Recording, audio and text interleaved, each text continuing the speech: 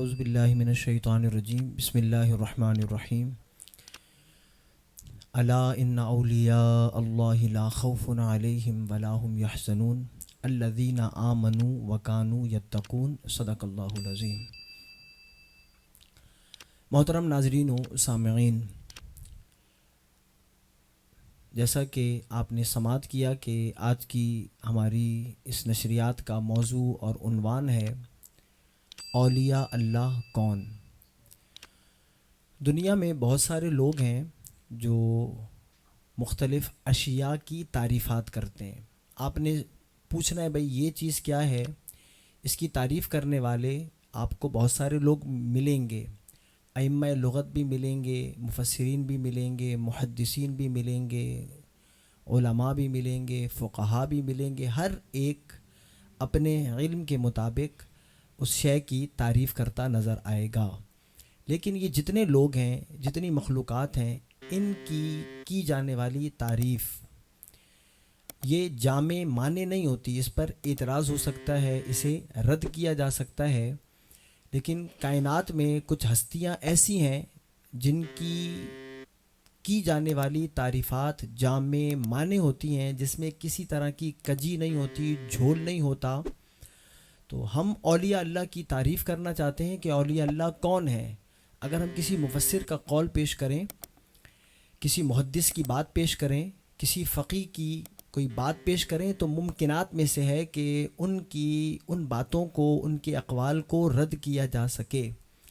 لیکن اگر ہم اللہ سبحانہ و تعالیٰ کا فرمان یا رسول اللہ علیہ الصلوۃ والسلام کا فرمان پیش کریں، تو دنیا میں کوئی ایسا نہیں جو ان کی جانے والی تعریفات کو رد کر سکے۔ تو قرآن چونکہ اللہ کا محکم کلام ہے، اس کے اقوال فیصل ہیں، قول فیصل ہے، تو ہم قرآن سے پوچھیں گے، اس کے بعد حدیث سے پوچھیں گے کہ اولیاء اللہ کون ہے۔ جب ہم نے قرآن سے پوچھا کہ اولیاء اللہ کون ہیں، تو قرآن نے اعلان کیا کہ اولیاء اللہ وہ لوگ ہیں جو دو صفات کے حامل ہیں، جن میں دو وصف پائے جاتے ہیں، وہ اللہ کے ولی ہیں۔ پہلا وصف کیا ہے اللہ کے اولیاء کا، اللہ کے ولی کا؟ وہ ہے الذین آمنوا، وہ لوگ جو ایمان لے کر آئے۔ دنیا میں آپ نے بہت سارے لوگوں سے سنا ہوگا کہ بہت سارے لوگ آپ کو یہ کہتے نظر آتے ہیں کہ ولی وہ ہوتا ہے جو آسمان پر اڑے۔ بہت سے لوگ یہ بھی کہتے ہوئے نظر آئیں گے کہ ولی وہ ہوتا ہے جو سمندر پر چلے۔ بہت سے لوگ یہ بھی کہتے ہوئے نظر آئیں گے کہ ولی وہ ہوتا ہے جو دل کی حالت کو اور کیفیت کو بتلائے، جو کہہ دے وہ فوراً ہو جائے۔ یا چونکہ جو اشیاء ہوتی ہیں اس کو ٹٹولنے کا اور اس کو پرکھنے کا جو پیمانہ ہوتا ہے، ہر شخص اپنی دانش کے مطابق کرتا ہے، وہ اپنے اس ترازو میں اسے تولتا ہے، شریعت کے ترازو کو نہیں دیکھتا، اپنی عقل سے۔ بہت سارے لوگ آپ کو یقیناً ایسے ملیں گے جن کے ہاں پیمانہ ولایت کا اور اولیاء کا صرف یہی ہے کہ وہ کہہ دیں ہو جائے، تو یہ ولی ہوتا ہے۔ حقیقت یہ ہے کہ قول فیصل وہی ہے اس بارے میں جو قرآن کہتا ہے۔ تو قرآن نے کیا کہا کہ اللہ کے ولی کون ہیں؟ جو صاحبان ایمان ہیں، جو صاحب ایمان ہیں۔ یہ جو ہوا میں اڑنا ہے، یہ ایک واقعہ مجھے یاد آ رہا ہے، جناب بایزید بسطامی رحمۃ اللہ تعالیٰ علیہ کی طرف بھی منسوب ہے، اور جنید بغدادی رحمۃ اللہ تعالیٰ علیہ کی طرف بھی منسوب ہے کہ ان کے دربار میں ایک شخص آیا اور 1 دن 2 دن 3 دن ان کی بارگاہ میں رہا، اور کچھ دنوں کے بعد وہ جانے لگا۔ تو ان دونوں بزرگوں میں سے جس کے پاس بھی آئے، انہوں نے اس سے پوچھا کہ آئے تھے، کوئی کام نہیں کہا، کوئی دعا کے لیے نہیں کہا، کوئی اور بات نہیں کی، جا رہے ہو کیا ہم سے ناراض ہو؟ کہا ناراض بھی نہیں۔ کہا کوئی مہمان نوازی میں، خاطر مدارت میں کوئی کمی رہ گئی؟ کہا یہ بھی نہیں۔ تو پھر وجہ جانے کی کوئی کام بھی نہیں تھا، کیوں آئے تھے؟ تو وہ شخص کہنے لگا کہ حضور آپ کے دربار میں اس لیے حاضر ہوا تھا کہ میں آپ کے ہاتھ پر بیعت کرتا، اور بیعت اس لیے کرتا کہ میں آپ کی کرامات دیکھتا۔ میں آپ کے پاس 3 دن یا اس سے زائد رہا، لیکن آپ سے کسی بھی طرح کی کرامت کا ظہور نہیں ہوا۔ تو اب مجھے سمجھ نہیں آ رہا کہ میں آپ کی بیعت کیوں کروں، مجھے اپنے یہاں آنے پر افسوس ہو رہا ہے، اس لیے میں جا رہا ہوں۔ تو بزرگ نے کہا کہ یہ بتلاؤ کہ کیا تم نے ان دنوں میں کوئی ایسا دیکھا کہ میں نے کوئی نماز نہ پڑھی ہو؟ اس نے کہا نہیں، میں نے تو آپ کو ہمیشہ نماز پڑھتے دیکھا۔ کہا کبھی ایسا دیکھا کہ میں نے بغیر جماعت نماز پڑھی ہو؟ کہا نہیں، جماعت کے ساتھ پڑھتے دیکھا۔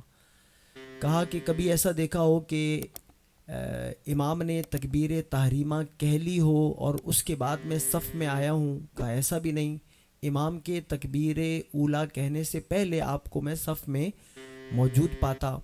کہا کوئی اور میری بری عادت دیکھی ہو جس پر آپ ناراض ہوں؟ کہا نہیں، کوئی بری عادت آپ میں نہیں دیکھی، آپ کو اعمال پر مداومت اور مواظبت کرتے دیکھا۔ تو آپ نے فرمایا کہ اس سے بڑی کرامت کیا ہوگی کہ بندہ رب کی عبادت پر مداومت کرے، رب کی نافرمانی نہ کرے، رب کے احکام سے روگردانی نہ کرے، اس سے بڑھ کر اور کیا کرامت ہوگی؟ تو پھر آپ نے اس کو سمجھایا کہ کرامت یہ نہیں کہ اگر کوئی ہوا میں اڑتا ہے تو ہوا میں تو پرندہ بھی اڑتا ہے، جہاز بھی اڑتا ہے، تو پھر جہاز کو ولی مان لو۔ سمندر پر تو کشتیاں بھی تیرتی ہیں، سمندر کی تہہ میں مچھلیاں بھی تیرتی ہیں، تو سمندر پر تیرنے والے جہازوں کو، مچھلیوں کو ولی مان لو، ایسا نہیں کرتے۔ تو ولایت کیا ہے؟ علامہ سعد الدین تفتزانی رحمہ اللہ نے بھی یہ لکھا کہ ولی کون ہوتا ہے؟ ولی وہ ہوتا ہے جو عارف باللہ ہو، احکام شرعیہ پر مداومت کرتا ہو، جمی کبائر سے صغائر سے مجتنب رہتا ہو، لذات و شہوات میں انہماک سے گریز کرتا ہو۔ آپ نے کہا ولی اسے کہتے ہیں۔ تو بہرحال یہ اپنا اپنا پیمانہ ہے لوگوں کے ہاں تولنے کا، جس میں وہ ولایت کو اور ولی کو تولتے ہیں اور اپنے حساب سے اسے ولی مانتے ہیں۔ لیکن ہم وہ بات کریں گے جس کو رد نہیں کیا جا سکتا، اور وہ ہے قرآن۔ قرآن نے کہا کہ ولی کون ہے؟ جو صاحب ایمان ہے۔ صاحب ایمان کون ہوتا ہے؟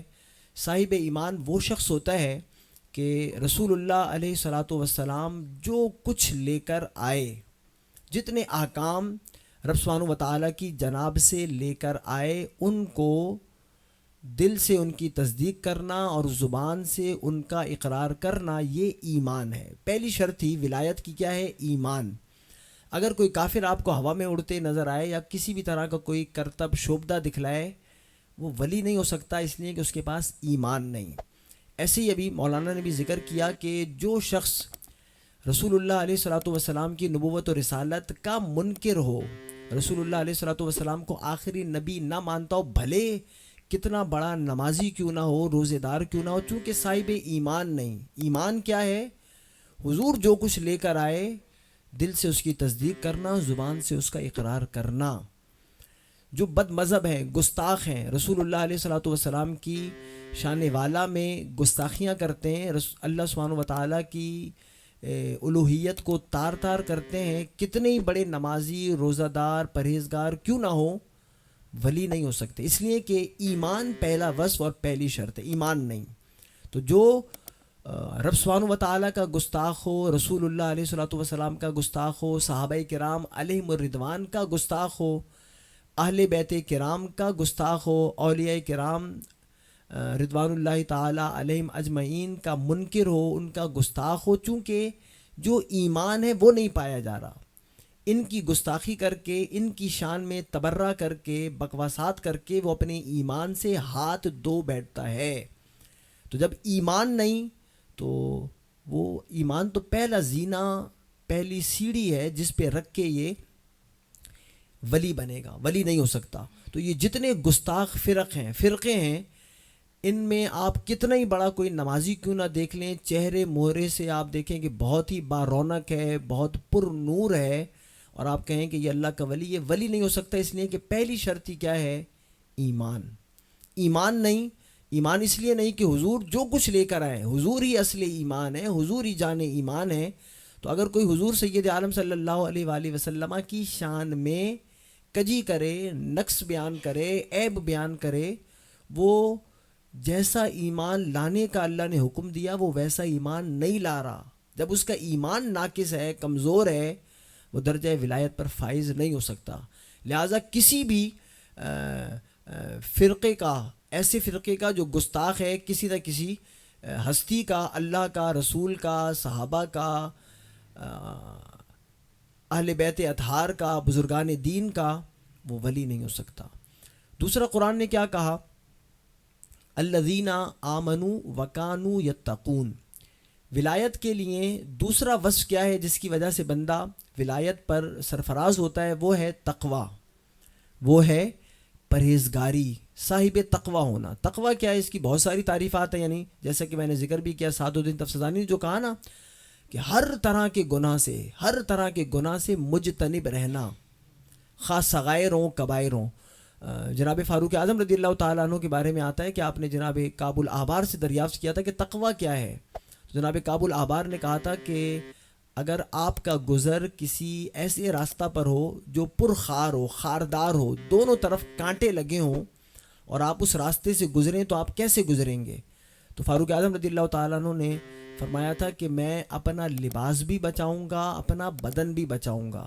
کہ اگر لباس کانٹوں میں الجھ گیا تو لباس چلا جائے گا، بدن میں کانٹا لگ گیا تو بدن زخمی ہو جائے گا.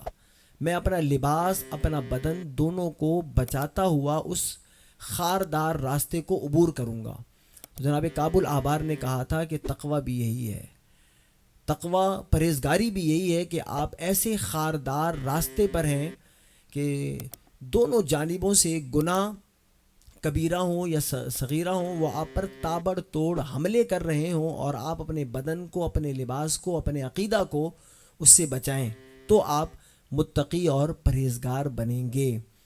تو قرآن نے تو کہا کہ جو صاحب تقوی ہے، صاحب تقوی، ایمان کے بعد دوسری شرط کیا ہے؟ صاحب تقوی، پھر وہ مرتبہ ولایت کو پا سکتا ہے. لیکن میں نے چونکہ آپ کے سامنے عرض کر دیا، ہمارے ہاں تو پیمانہ کیا ہے، پیر صاحب جو ہیں وہ شریعت کی خلاف ورزی کریں گے تو ہم اسے پیر مانیں گے. اگر اس نے اپنے بال شانوں سے بھی نیچے رکھے ہوئے ہیں، ہاتھ میں 3 انگوٹھیاں پہنے ہوئے ہیں اور اپنے بازوؤں میں 4-5 کڑے ڈالے ہوئے، ہم کہیں گے یہ ولی ہے. اور شریعت کیا کہہ رہی ہے؟ شریعت کہہ رہی ہے پہلی شرط ہی کیا ہے؟ ایمان. ایمان تو اس چیز کا نام ہے کہ حضور جو کچھ لے گا، حضور نے منع فرمایا، حضور نے ان تمامی چیزوں سے جو میں نے ابھی آپ سے ذکر کی، اس کے علاوہ بھی ہیں، شراب نوشی وہ کریں، سگریٹ، ہر ایک کے بارے میں بات نہیں ہو رہی. جو عرف عام میں ہمارے ہاں معروف ہیں اور جو اہل سنت والجماعت پر ایک داغ اور دھبا ہیں، جن کی وجہ سے پورے مذہب کو بدنام کیا جاتا ہے، ہمارے مخاطب وہ لوگ ہیں جو یا تو ایمان سے بے بہرہ ہیں، اگر ایمان ہے، لیکن دوسری شرط ضروری ہے کہ کیا ہو؟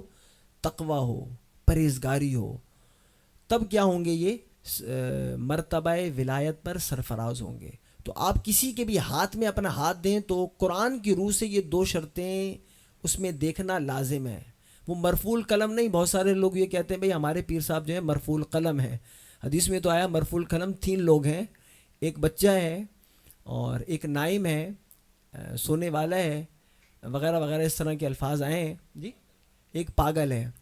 تو مرفوع القلم عجیب لوگ ہیں کہ جان چھڑانے کے لیے کہ شریعت کا قلم جاری نہ، اور نماز نہ پڑھیں، روزے نہ رکھیں، دیگر عبادات نہ کریں، اور کہیں کہ ہم تو مرفوع القلم ہیں. باقی ساری چیزوں کی سمجھ، جو مرفوع القلم ہوتا ہے وہ مجذوب ہوتا ہے، جسے وہ فنا فی اللہ فنا فی الرسول ہوتا ہے، وہ اور مرتبہ اور مقام ولایت کا. یہ جو موجودہ پیر ہیں عیش و عشرت کی زندگی گزارنے میں لگے ہیں اور عبادات کے لیے کہا جاتا ہے کہ مرفوع القلم ہے، یہ ہرگز ولی نہیں. تو قرآن نے تو کہا کہ یہ 2 پیر ہیں، یعنی جس میں یہ 2 وصف پائے جائیں گے وہ ولی ہے. سید عالم نور مجسم شفیع معظم صلی اللہ علیہ وآلہ وسلم سے بھی پوچھا گیا کہ اللہ کے اولیاء کون ہیں. حضور نے بھی 2 باتیں ارشاد فرمائیں. آپ نے فرمایا کہ الذین اذا رؤوا ذکر اللہ، او کما قال علیہ الصلوۃ والسلام. حضور نے فرمایا کہ ولی وہ ہوتا ہے، اللہ کا نیک بندہ وہ ہوتا ہے جب آپ اسے دیکھیں تو رب کی یاد آئے، آپ کی زبان پر تسبیح آئے، آپ کی زبان پر تحلیل آئے، آپ کی زبان پر تحمید آئے، آپ رب سبحانہ و تعالیٰ کو یاد کرنے لگ جائیں. جس ہستی کو دیکھ کر تو جان لو کو یہ اللہ کا ولی ہے۔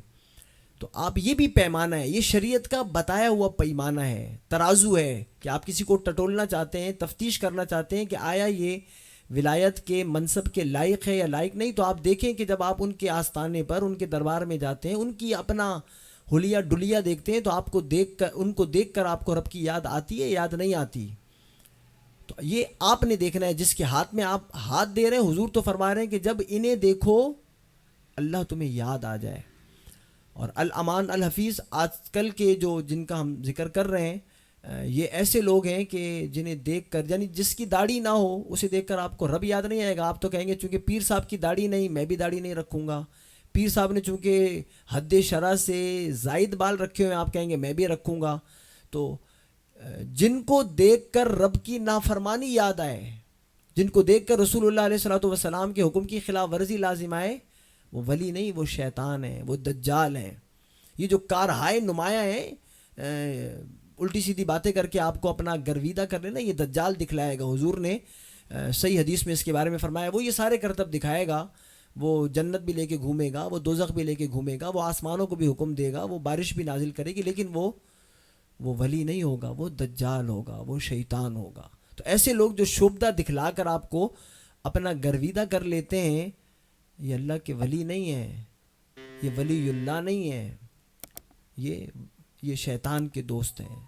یوں ہی حضور نے فرمایا کہ ولی کون ہوتا ہے؟ ولی وہ ہوتا ہے کہ حضور نے فرمایا زادہ فی عملکم منطقہ، کیا ہو؟ جب وہ بولیں، جب ان کی زبان سے پھول جھڑیں، موتی نکلیں، تو تمہارے علم میں اضافہ ہو۔ اولیاء وہ ہوتے ہیں جب وہ گفتگو کرتے ہیں، ان سے وہ پھول جھڑتے ہیں کہ سننے والے کے علم میں اضافہ ہوتا ہے، ایمان میں زیادتی ہوتی ہے، حضور کے عشق میں اس کا دل اور پہلے سے زیادہ سرشار اور لبریز ہو جاتا ہے، اسے حضور سے محبت اور ہو جاتی ہے، قرآن سے، سنت سے، احکام شرع سے اسے حد درجہ محبت ہو جاتی ہے، کیونکہ جب وہ بولتا ہے تو اس کے علم میں اضافہ ہوتا ہے۔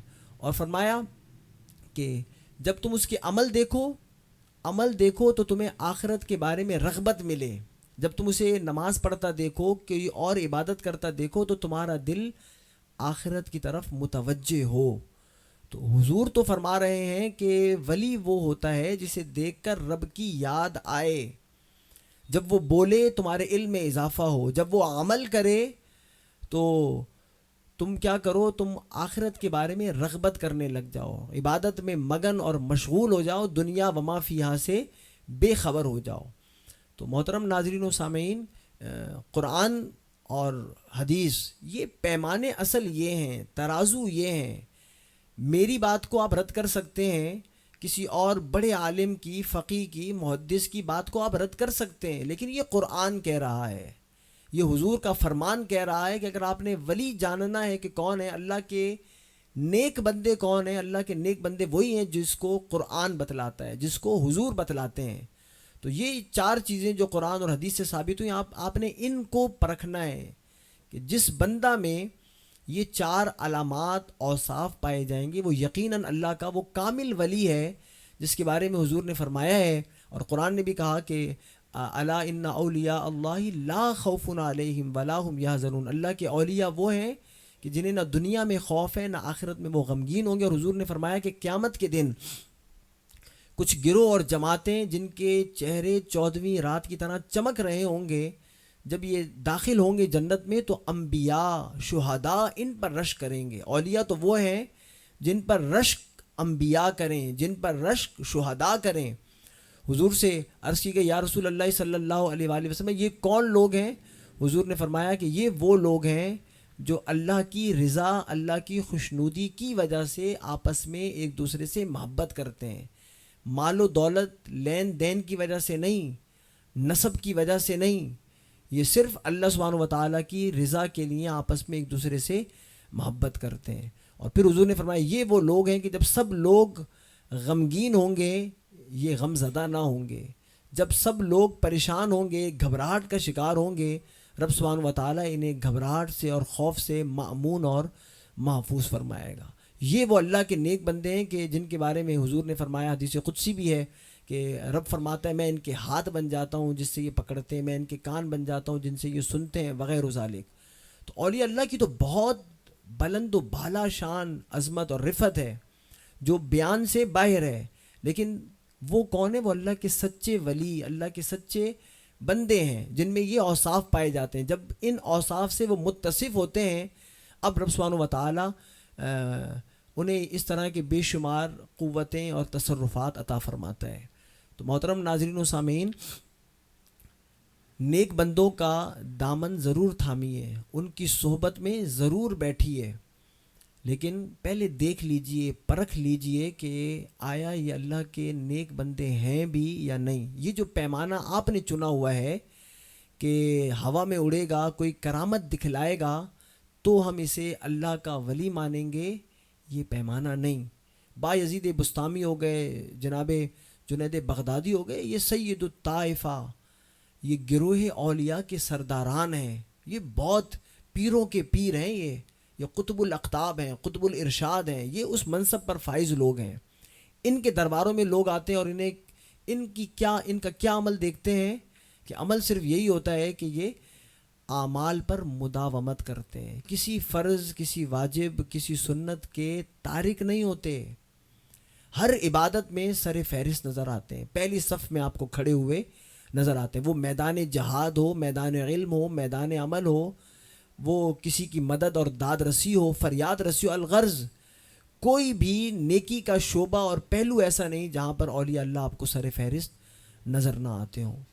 تو محترم ناظرین و سامعین، 11ویں شریف کا مہینہ آنے والا ہے، اسی مناسبت سے ہم نے تمہیدی طور پر آج کے اس عنوان کا انتخاب بھی کیا۔ انشاءاللہ اولیاء اللہ کے جو صحیح فضائل ہیں اور ان کی جو کرامات ہیں اس کا بھی آپ کے سامنے بیان کیا جائے گا، لیکن آپ سے گزارش اور عرض یہی ہے کہ اگر آپ نے اب بھی ایسے لوگوں کے ہاتھوں میں اپنا ہاتھ دیا ہوا ہے جو شریعت کے ترازو پر پورے نہیں اترتے، شریعت کے پیمانے پر پورے نہیں اترتے، وہ پیر نہیں ہیں۔ وہ آپ کی نہ تو ظاہری اصلاح، جو اپنی اصلاح نہیں کر سکتا، جس نے اپنے اوپر شریعت کو نافذ نہیں کیا ہوا، وہ آپ پر شریعت کو کیسے نافذ کر سکتا ہے؟